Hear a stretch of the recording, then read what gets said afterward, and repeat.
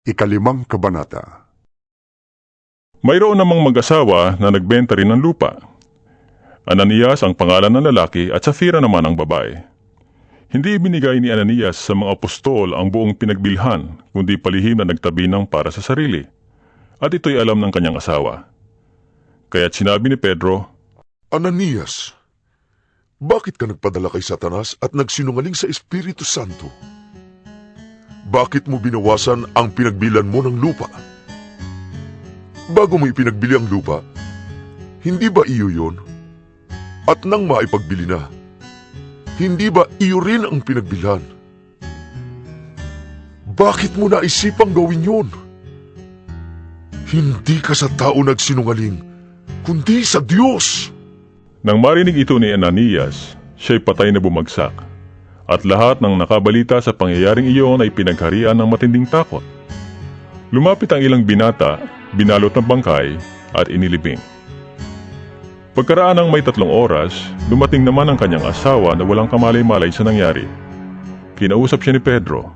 Sabihin mo sa akin, ito nga ba lamang ang kabuuang halagang pinagbilhan ninyo ng inyong lupa?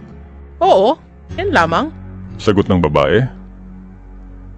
Kaya't sinabi sa kanya ni Pedro, Bakit nagkaisa kayong subukin ang Espiritu ng Panginoon?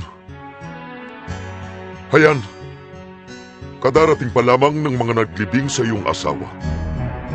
At ikaw naman ngayon ang isusunod. noon di nabuwal si Safira sa paanan ni Pedro at namatay. Pagpasok ng mga binata, nakita nilang patay na siya kaya't inilibing siya sa tabi ng kanyang asawa. Sinidla ng matinding takot ang buong iglesia at ang lahat ng nakabalita nito. Maraming himalang ginawa ang mga apostol na pawang nasaksihan ng mga tao. Sa portiko ni Solomon nagtitipon ang mga mananampalataya. Ngunit natatakot sumama sa kanila ang mga di mananampalataya kahit na humahanga ang mga ito sa kanila. Samantala, parami ng parami ang mga lalaki at babaeng nananalig sa Panginoon. Dinadala sa mga lansangan ang mga may sakit at inilalagay sa mga papag at banig upang pagdaan ni Pedro ay matamaan man lamang ng kanyang anino ang ilan sa kanila. Dumating din ang maraming tao mula sa mga karatig bayan ng Jerusalem. Dala ang kanilang mga may sakit at mga pinapahirapan ng masasamang espiritu at gumaling silang lahat. Nainggit sa mga apostol ang pinakapunong pari at ang mga kasamahan niyang Saduseo, kaya't kumilos sila. Dinakip nila ang mga apostol at ibinilanggo. Ngunit kinagabihay binuksan ng isang anghel ng Panginoon ang bilangguan at inilabas ang mga apostol. Sinabi nito sa kanila, Pumunta kayo sa templo at ipahayag sa tao ang buong mensahe tungkol sa bagong pamumuhay na ito. Kaya nang mag-uumaga na, pumasok sa templo ang mga apostol at nagturo sa mga tao. Nagtipo naman ang pinakapunong pari at ang kanyang mga kasamahan at tumawag ng pangkalahatang pulong ng buong Sanhedrin. Ipinakuha nila sa bilangguan ng mga apostol. Ngunit ang mga ito ay wala na nang dumating doon ang mga kawal kaya't nagbalik sila sa Sanhedrin at nagulat. Nakita po namin na nakasusing mabuti ang pintuan ng bilangguan at nakatayo roon ang mga bantay. Ngunit nang buksan namin, wala kaming nakitang tao sa loob. Nabahala ang mga punong pari at ang kapitan ng mga bantay sa templo nang marinig ito. Hindi nila maubos maisip kung ano ang nangyari sa mga apostol. Siya namang pagdating ng isang taong ganito ang sabi, Ang mga lalaking ipinakulong niyo'y naroon sa templo at nagtuturo sa mga tao. Kaya't pumunta sa templo ang kapitan, kasama ang kanyang mga tauhan. Isinama nila ang mga apostol, ngunit hindi sila gumamit ng dahas sa pangambang baka sila pagbabatuhin ng mga tao. Iniharap nila sa Sanhedrin ang mga apostol at siniyasat sila ng pinakapunong pari. Sinabi niya, Hindi ba mahigpit namin kayong pinagbawalang mangaral sa pangalan ng Jesus na yan? Ngunit tingnan ninyo ang inyong ginawa. Laganap na sa Jerusalem ang inyong turo at ibig pa ninyo kami papanagutin sa dugo ng taong yan. Sumagot si Pedro at ang ibang mga apostol, Sa Diyos kami dapat sumunod at hindi sa tao.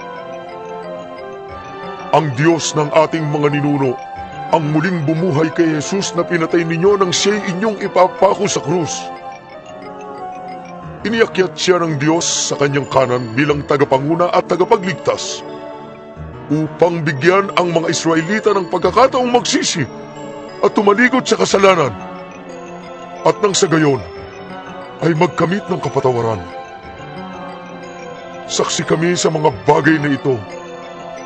Kami at ang Espiritu Santo na ipinagkaloob ng Diyos sa mga sumusunod sa Kanya.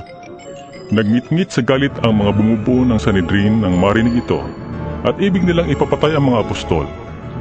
Ngunit tumindig ang isa sa kanila na ang pangalan ay Gamaliel, isang pareseyong guro ng kautusan at iginagalang ng buong bayan. Iniutos niyang ilabas muna ang mga apostol at pagkatapos ay nagsalita. Mga kababayan, isipin ninyong mabuti ang gagawin ninyo sa mga taong ito. Hindi pa nagtatagal mula nang lumitaw si Teudas na nagpanggap na isang dakilang pinuno at nakaakit ng may 400 tagasunod. Ngunit nang mapatay siya, nagkahiwa-hiwalay ang kanyang mga tauhan at nauwi sa wala ang kanilang kilusan. Pagkatapos, lumitaw naman si Judas na taga-Galilea noong panahon ng pagpapatala ng mga mamamayan at nakaakit din ito ng maraming tauhan. Nang mapatay siya, nagkahiwa-hiwalay din ang mga tagasunod niya. Kaya't ganito ang payo ko. Huwag ninyong pakailaman ang mga taong ito. Hayaan ninyo sila. Kung ang kanilang plano o kilusan ay mula sa tao, ito'y kusang mawawala.